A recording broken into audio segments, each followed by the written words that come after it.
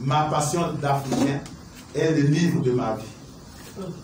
Je ne sais pas si j'écris encore dans le futur un livre aussi consistant, là où j'ai donné réellement mon cœur. Ici, j'ai donné mon âme pour écrire ce livre. J'ai donné mon âme. Parce que de l'Afrique, on ne dira jamais assez.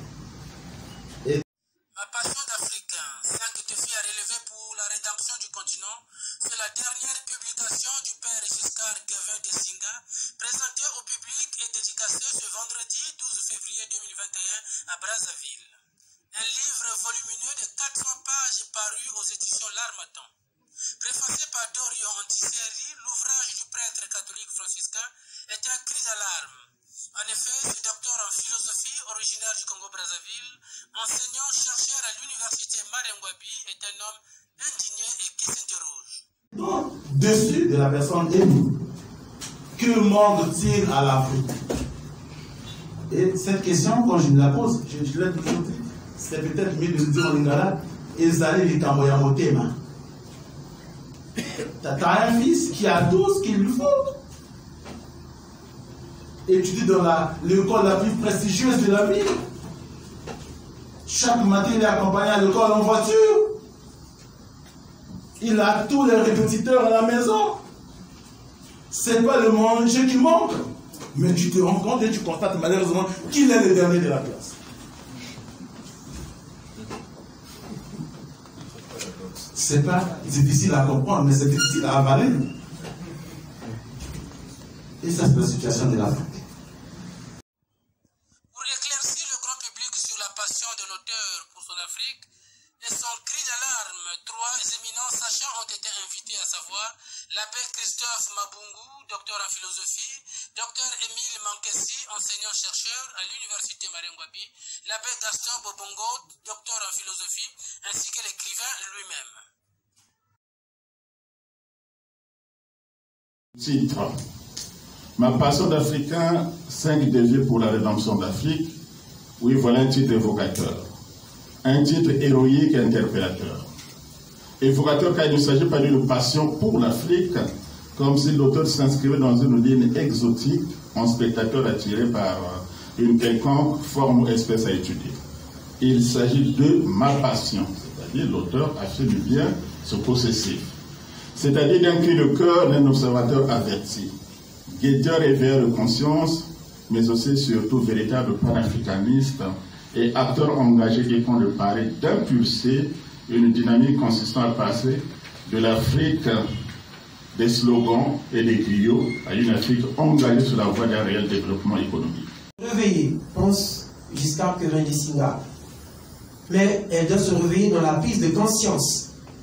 Mais cette prise de conscience, pour une première fois que je trouve une œuvre qui fait de la prise de conscience une réalité. Et donc la prise de conscience chez les Singa n'est pas un simple slogan, hein, ou un rêve, comme l'avaient autrefois fait les pères de l'indépendance africaine et certains écrits qu'on peut qualifier de diatribe idéologique.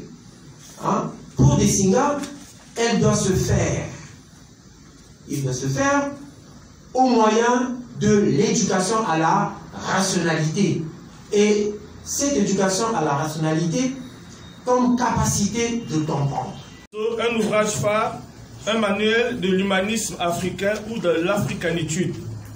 Voici un livre-projet, un ouvrage qui charrie des éléments sur le parcours historique, social, politique, symbolique, économique de l'Afrique et ouvre des chantiers multiples. Comme l'affirme l'auteur lui-même, on l'a déjà dit ici, son ouvrage est, toute proportion gardée, une sorte de somme africaine, je dirais pour moi, une authentique somme théorique et pratique sur le devenir historico-temporel du continent noir. Difficile d'oser tout parcourir parce que les idées foisonnent. Comme vous savez, Singa est un être ectoplasmique, hein, et c'est difficile de les lire. Les idées se recoupent, elles sont travaillées et retravaillées. Elles veulent toutes porter à cette rédemption, ce qu'il appelait à l'émergence d'ordre raisonnable et à la renaissance conséquente du continent noir. L'auteur... C'est la situation de l'Afrique. Pour ce faire, le plus difficile pour moi, il faut l'avouer, était de trouver un cadre conceptuel à travers lequel j'allais couler justement cette pensée. Ça, c'était le plus difficile. Et ça m'a pris beaucoup de temps, pratiquement 6 mois. Trouver un cadre conceptuel. Ben, heureusement, en réalisant Heidegger, eh bien, m'est venu à l'esprit la dynamique temporelle. Passé, présent, futur. Et c'est justement la structure de ce livre. L'Afrique d'hier, l'Afrique d'aujourd'hui et l'Afrique de demain. Mais ce n'était pas l'unique difficulté. Il fallait trouver un contenu à donner à chacun de ces instants de la dynamique temporelle. Alors, à l'Afrique d'hier, j'ai lié la thématique de notre histoire. Une histoire que nous connaissons. Je crois qu'aucun peuple n'a jamais souffert et ne souffre aujourd'hui encore comme le peuple africain. Les faits, nous pouvons les citer. D'abord, oubli du continent. À l'époque, on pensait que le monde s'arrêtait. À l'Europe, une partie de l'Afrique du Nord, c'était le Moyen-Orient. L'Afrique n'existait pas. C'était une terre inconnue. D'abord, nous étions oubliés de la carte du monde. Et une fois qu'on nous a découvert, c'était la souffrance. Traite des nègres, avec la complicité bien sûr de certains de nos chefs, comme aujourd'hui d'ailleurs. Traite négrière, mais ça ne suffisait pas. Colonisation. Et ce n'était pas tout. Néocolonialisme. Ce n'est pas tout. Dictature détournée. Encore, les autres sont des mondialisateurs, nous sommes des mondialisés. J'ai eu à mettre en lumière, à analyser un peu certains phénomènes de l'Afrique actuelle, de notre Afrique actuelle. Le premier, c'est une espèce de démocratie que j'appelle à la sirène. Hein? Tout petit, au village, nous avons appris que la sirène, c'était une femme avec une queue de poisson. C'est ça, n'est-ce pas? Voilà. Et je qualifie la démocratie africaine d'une démocratie à la sirène. C'est-à-dire, moitié démocratie, moitié complétez ce que vous voulez. Hein? Moi, je n'en dirai pas plus. Voilà, ça c'est la première chose. Donc, il y a un écart que j'ai constaté, que je constate encore, que nous pouvons constater. Hein? Il suffit de ne pas se borner les yeux entre la démocratie sur papier. En fait, littérairement parlant et juridiquement parlant, les constitutions de la plupart des pays africains sont parmi les meilleures au monde. Et d'ailleurs, la constitution sud-africaine est la plus libérale au monde, plus que celle américaine, qui favorise tous les droits, toutes les libertés possibles. Donc, sur papier, nous avons les meilleures constitutions au monde. Mais le problème, c'est comment passer du papier à la réalité quotidienne. C'est là où justement le bas blesse et le bas nous blesse. Donc, j'essaie un peu d'analyser les armoiries justement de cette démocratie qui peine à son racine. Il faut répondre à deux inquiétudes. D'abord, celle du docteur Monkessi, quand il me dit, tu parles de ma passion d'Africain, de quelle Afrique s'agit-il? Cher ami, il s'agit bien sûr de l'Afrique noire. Ça va de cette Afrique au-delà du désert, au sud du désert du Sahara. De cette Afrique qui vit en moi. De cette Afrique dont je suis témoin chaque jour des déboires, qu'on l'appelle Congo, qu'on l'appelle Nigeria, qu'on l'appelle Burkina Faso, qu'on l'appelle Sénégal. Bref, il s'agit de cette Afrique, aujourd'hui encore martyrisée, malheureusement cette fois-ci, par ses propres fils. Le père Giscard Kevin de Singa est auteur de 11 autres ouvrages, à savoir...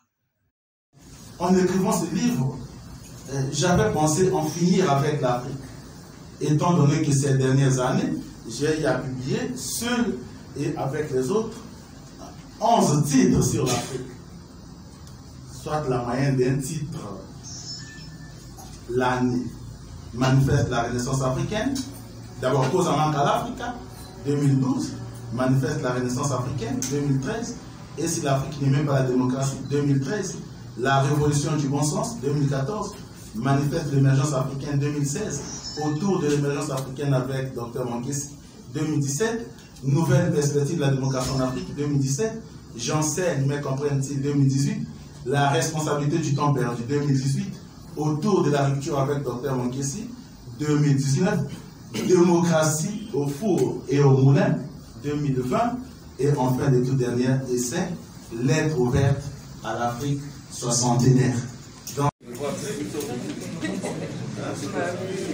On parlait justement de ce problème et le courant est parti.